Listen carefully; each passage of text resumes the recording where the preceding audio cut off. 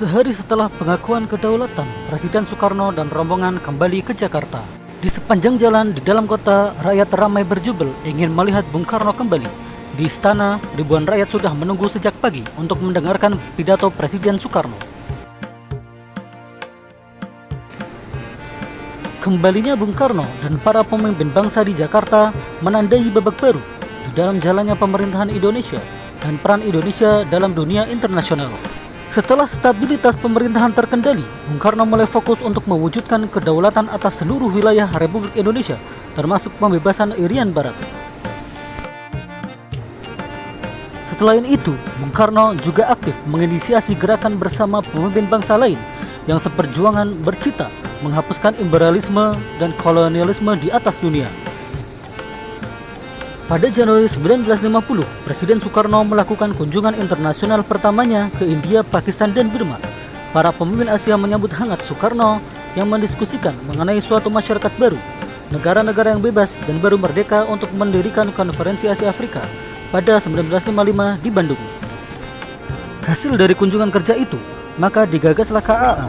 Kelima tokoh penggagas KAA adalah Jawaharlal Nehru dari India, Sirjan Kotelawala dari Sri Lanka, Muhammad Ali dari Pakistan, Yunu dari Burma, dan Ali Sostroamijoyo mewakili Indonesia. Sebanyak 29 negara dari kedua benua menghadiri konferensi, termasuk 5 negara penggagas KAA: Burma, India, Indonesia, Pakistan, dan Sri Lanka. Konferensi ini menandai kebangkitan bangsa-bangsa terjajah dengan disepakatinya Dasar-Sila Bandung yang menegaskan hubungan antar bangsa berdasarkan asas kemerdekaan dan keadilan. KAA menghasilkan pengaruh solidaritas dan perjuangan kemerdekaan bangsa Asia dan Afrika. Konferensi ini juga menjadi bentuk gerakan non-blok yang nyata yang digagas Presiden Soekarno bersama para pemimpin Asia Afrika dalam menghadapi perang dingin antara dua blok besar yang terjadi pasca Perang Dunia Kedua, yaitu antara blok barat Amerika dan blok timur Soviet. Mei 1956, Presiden Soekarno menandatangani UU nomor 13 mengenai pembatalan sepihak Uni Indonesia Belanda karena sikap tidak bersahabat Belanda dan penolakannya untuk menyerahkan kembali Irian Barat kepada Indonesia.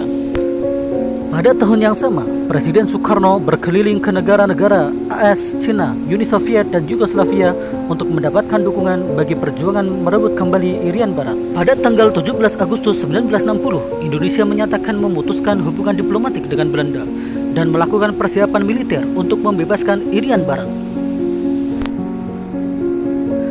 Desember 1961, Presiden Soekarno mengeluarkan Tri Komando Rakyat atau Trikora yang menyerukan kepada rakyat Indonesia untuk membebaskan Irian Barat dari penjajahan Belanda.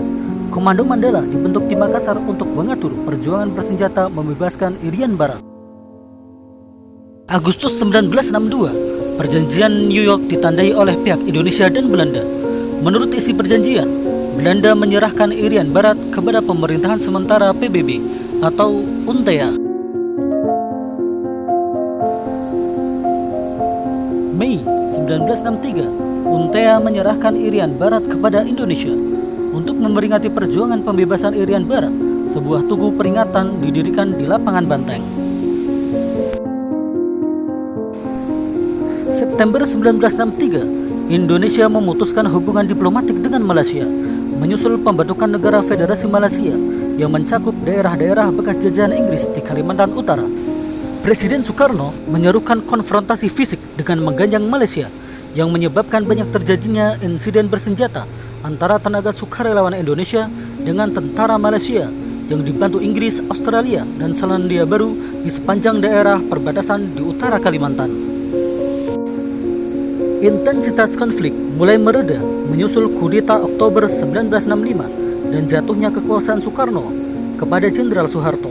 Negosiasi perdamaian yang serius antara Indonesia dan Malaysia dimulai pada Mei 1966 dan kesepakatan damai terakhir ditandatangani pada 11 Agustus 1966 dengan Indonesia secara resmi mengakui Malaysia. Peristiwa ke-30 September pada 1965 perlahan tapi pasti menggerogoti kekuasaan Presiden Soekarno.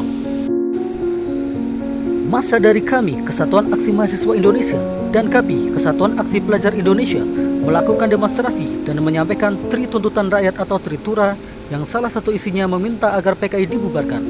Namun, Soekarno menolak karena ini bertentangan dengan pandangan Nasako. Sikap Soekarno inilah yang semakin melemahkan posisinya di dalam politik. Ganjang Soekarno! Ganjang Soekarno! Hancurlah Orde Lama! Hancurlah Orde Lama! Kawan-kawan sekalian, mari kita menjadikan lagi kembali Halo Halo Bandung. Halo. Bahkan, para mahasiswa juga menuntut agar Soekarno juga diadili karena dianggap terlibat G30 September. Presiden Soekarno kemudian membawakan pidato pertanggungjawaban mengenai sikapnya terhadap peristiwa G30 September pada sidang umum MPRS pada Juni 1966 yang berjudul Nawaksara dan pelengkap Nawaksara pada Januari 1967. Pertanggungjawaban itu ditolak oleh MPRS pada 16 Februari 1967. Akhirnya, pada 20 Februari 1967, Soekarno menandatangani surat pernyataan penyerahan kekuasaan di Istana Merdeka. Dengan ditandatangannya surat tersebut, maka Soeharto de facto menjadi kepala pemerintahan Indonesia. Semasa hidupnya, Bung Karno tercatat memiliki 9 orang istri. Istri yang pertama yaitu Siti Utari, merupakan putri dari Hos Sokraminoto. Istri yang kedua yaitu Inggit Garnasih. Ibu Inggit inilah yang selalu menemani Bung Karno dari satu penjara ke penjara lainnya dan dari satu pembuangan lainnya. Yang selanjutnya yaitu Fatmawati. Beliau merupakan ibu negara pertama sekaligus penjahit Sang Saka Merah Putih. Selanjutnya, Hartini. Beliau merupakan istri yang setia mendampingi Bung Karno sampai akhir hayatnya. Selanjutnya Kartini Manopo, merupakan mantan pramugari. Selanjutnya Ratnasari Dewi, istri Soekarno dari Jepang. Selanjutnya Haryati, seorang seniman istana. Selanjutnya Yuri Kesanger dan Heldi Jafar. Yuri Kesanger dan Heldi Jafar dikenal Bung Karno saat keduanya menjadi barisan Bhinneka Tunggal Ika dalam sebuah acara kenegaraan. Kiprah dan peran Bung Karno dalam perjuangan kemerdekaan begitu besar. Dari bui ke bui, pembuangan demi pembuangan, bahkan percobaan pembunuhan telah beliau alami. Begitupun perang Bung Karno dalam kancah internasional, terus mengupayakan dukungan untuk bangsa-bangsa terjajah, serta terus menyerukan perlawanan terhadap segala bentuk kolonialisme dan imperialisme. Bahkan pidato Bung Karno yang berjudul To Build the World Anew atau Membangun Dunia Kembali yang disampaikan di sidang umum PBB 30 September 1960 ditetapkan sebagai Memory of the World oleh UNESCO. Sebagai insinyur, Bung Karno juga meninggalkan beberapa karya bangunan berupa rumah maupun masjid yang beliau rancang saat di dalam pembuangan. Beliau juga menghasilkan buku-buku dan juga teks-teks pidato yang beliau tinggalkan. Juga tata kota Jakarta yang beliau gagas seperti kota-kota besar dunia, beserta beberapa monumen, tugu, dan patung. Setelah tidak lagi berkuasa, Bung Karno dijadikan tahanan rumah. Ia ditempatkan di pavilion Istana Bogor. Lalu ia dipindah keluar istana, yaitu di Batu Tulis. Hartini istrinya selalu setia mendampingi. Tahun 1969, atas permintaan anak-anak Soekarno, si Bung kemudian dipindah ke Wisma Yaso atau Kediaman Ratnasari Dewi, Jakarta. Tubuhnya semakin renta digerogoti berbagai macam penyakit.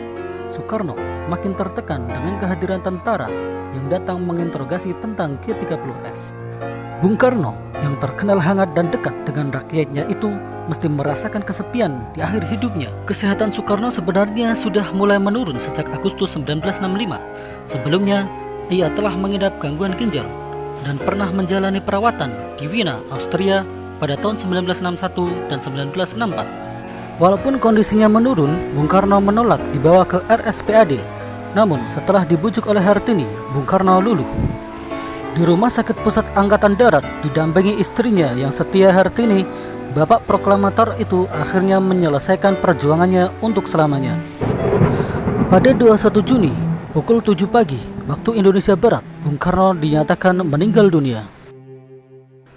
Bung Karno pernah berpesan kelak apabila wafat, jenazahnya ingin dimakamkan di daerah Priangan, tepatnya di bawah pohon rindang dengan gemercik air mengalir di bawahnya. kemungkinan tempat yang dimaksud adalah Istana Batu Tulis Bogor. Namun, melalui Kepres RI nomor 44 1970, pemerintahan Soeharto memutuskan Kota Blitar, Jawa Timur sebagai lokasi pemakaman Bung Karno.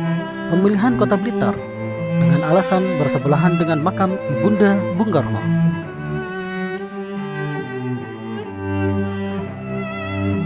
Selamat jalan Bung, pengorbanan dan jasamu tiada pernah kami lupakan. Salam Jas Merah.